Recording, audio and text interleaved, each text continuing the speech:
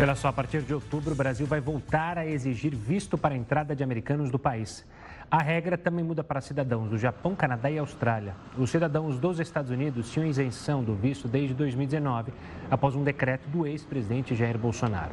Anos antes, em 2017, o Ministério do Turismo chegou a propor a isenção de visto para os 4 países. Mas o Itamaraty foi contra por entender que, em troca, os brasileiros deveriam ter os mesmos benefícios. As associações do setor temem impacto no turismo. Para falar mais sobre esse assunto, eu converso agora com o advogado de imigração, Marco Moraes, que também já trabalhou como promotor de imigração para o governo federal dos Estados Unidos. Marco, obrigado pela participação aqui conosco. Obviamente que a medida foi anunciada há pouco, só começa a valer a partir de outubro, mas é possível já imaginar que isso de fato vai refletir num menor interesse dos americanos em virem ao Brasil?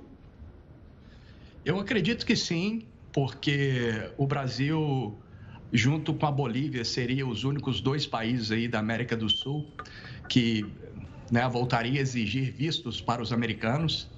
E os americanos, eles querem viajar, somos os povos aqui que mais viajamos no mundo e a turismo.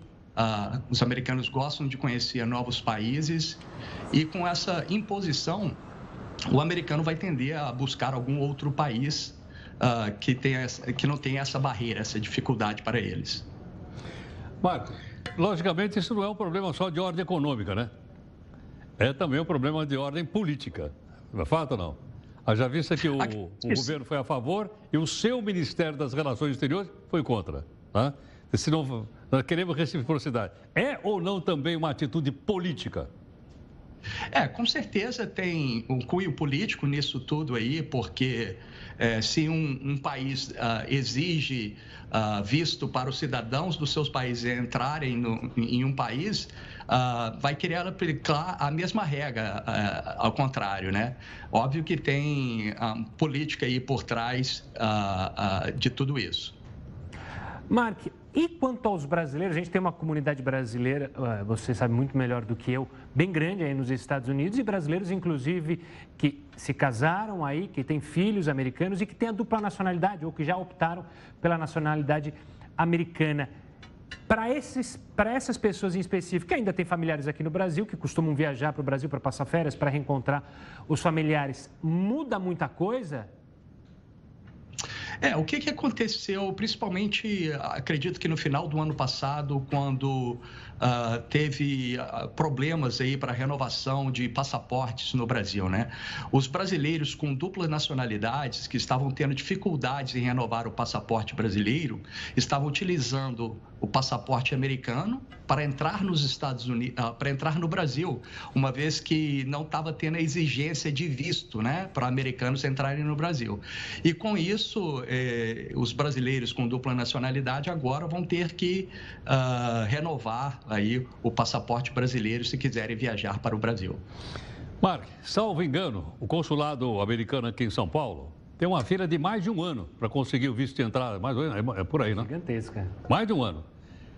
E aí, nós vamos fazer eles esperarem também um ano para vir para cá?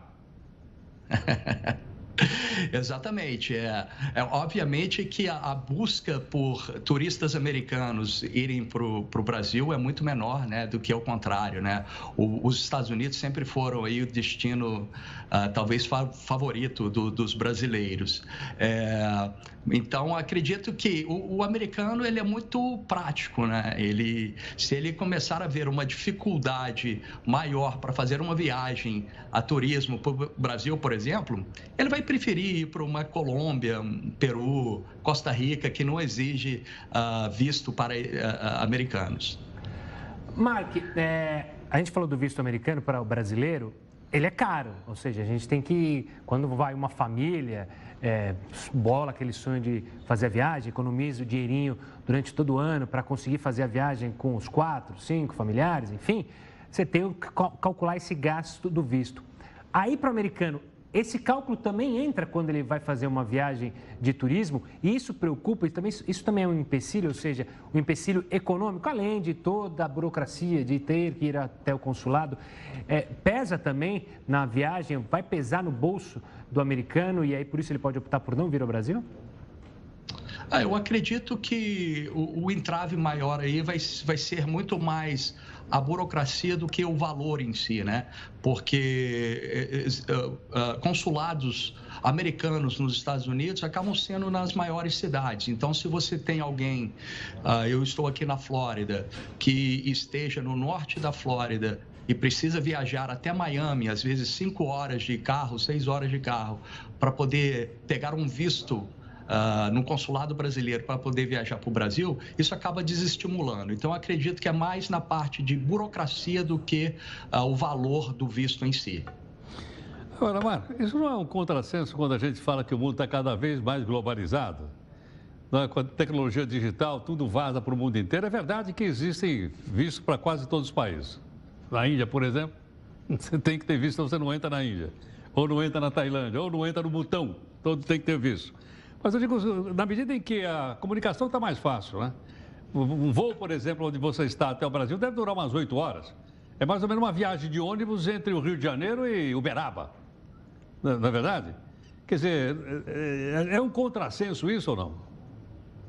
Mas o que acontece também? A gente tem que analisar do ponto de vista imigratório também, porque grande parcela dos brasileiros que utilizam visto de turista para entrar nos Estados Unidos acabam não voltando, acabam permanecendo nos Estados Unidos, trabalhando muitas vezes sem ter autorização de trabalho e por isso que os Estados Unidos acabam exigindo vistos de turista para os brasileiros, né? Então, eu acho que também o fator de cada país querer preservar, né, a fronteira, a parte migratória, eu acho que conta muito nisso. Do outro lado, você não vê americanos indo para o Brasil para emigrar, ficar ilegalmente no Brasil, trabalhar sem uma autorização de trabalho no Brasil. Ô Marco, pegando esse gancho relacionado a trabalho, a gente sabe, principalmente São Paulo, tem um turismo profissional, um turismo econômico muito forte, inclusive com americanos que vêm ao Brasil em sede de multinacionais, enfim, essa troca, esse intercâmbio. Você acredita que uma medida como essa também pode atrapalhar e com o avanço da tecnologia, muitas viagens de turismo de negócio que acabam gerando dinheiro para o país, é bem lembrar, sejam trocadas por videoconferências, por conversas, por programas de computador ao invés da presencial? Eu acredito que as reuniões importantes, né, de negócios, essas que não podem ser feitas remotamente ou adiadas, acredito que essas vão continuar, porque quando se tem valores, dinheiro envolvido, faz-se um esforço a mais para conseguir o visto para entrar no Brasil.